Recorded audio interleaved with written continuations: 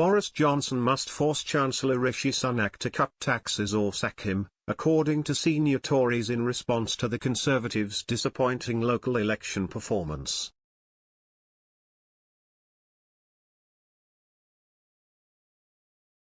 The Prime Minister is also facing calls for an emergency budget to take more drastic action to tackle the cost of living crisis.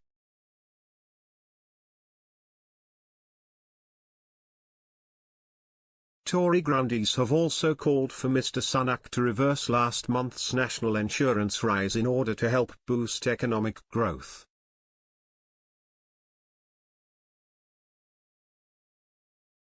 The Prime Minister is also facing calls for an emergency budget to take more drastic action to tackle the cost of living crisis. Tory grandees have also called for Mr Sunak to reverse last month's national insurance rise in order to help boost economic growth.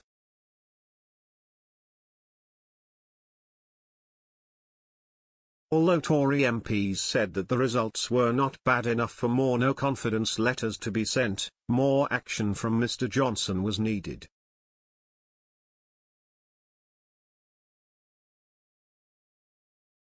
According to the Telegraph, they warned the Prime Minister that he is not out of the woods, saying Partygate and the cost of living were frequently raised by voters on the doorstep and Number 10 must respond by cutting taxes.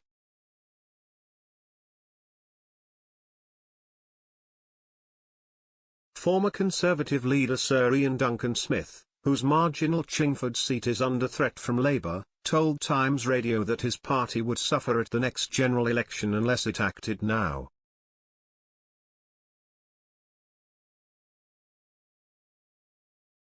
He said, "The government now has got to bite the bullet on this one and accept the fact we cannot both tighten monetary policy and fiscal policy at the same time, because that is hurting people."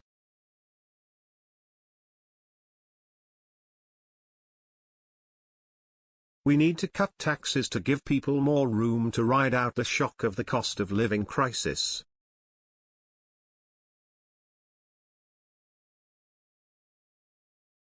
The Treasury has been wrong on its demand that it has to have national insurance rise.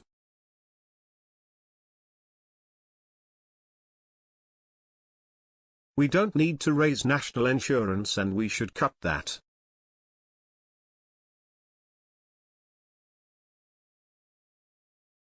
We need a chancellor that will do these things and therefore it's up to the government as to how that's delivered.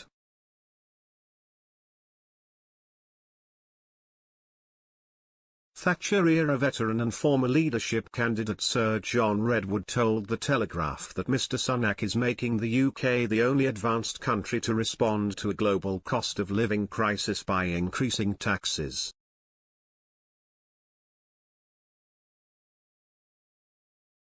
Marcus Fish, Tory MP, said that the current team was not capable of delivering and that he had been trying to speak to Mr Johnson for 3 years.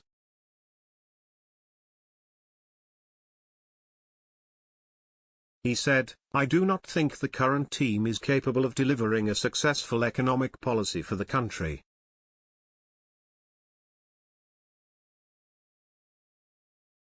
The current setup isn't working and it needs to be changed. I've been trying to speak to the PM for 3 years.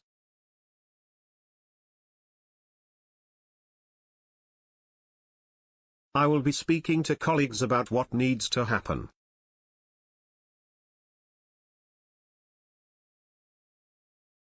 Tobias Ellwood, the chairman of the Commons Defence Committee, was the most senior MP to say that Mr Johnson should resign after the election losses.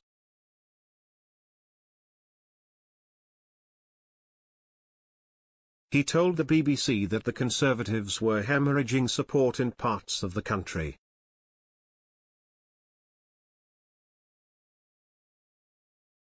He said, "I think we are kidding ourselves if we think everything's okay and we don't need to learn from what is going on."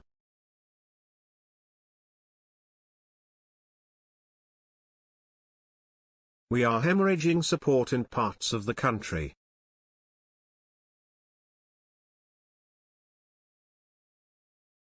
One Tory MP told The Telegraph that the local election debacle would be another nail in the Prime Minister's coffin, but that they did not expect it to spark a flood of new no-confidence letters.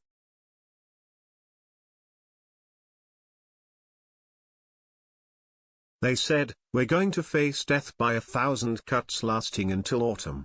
I don't think you're going to be looking at a confidence vote next week or for some time, but we will have one eventually because the sheer weight of events will force it."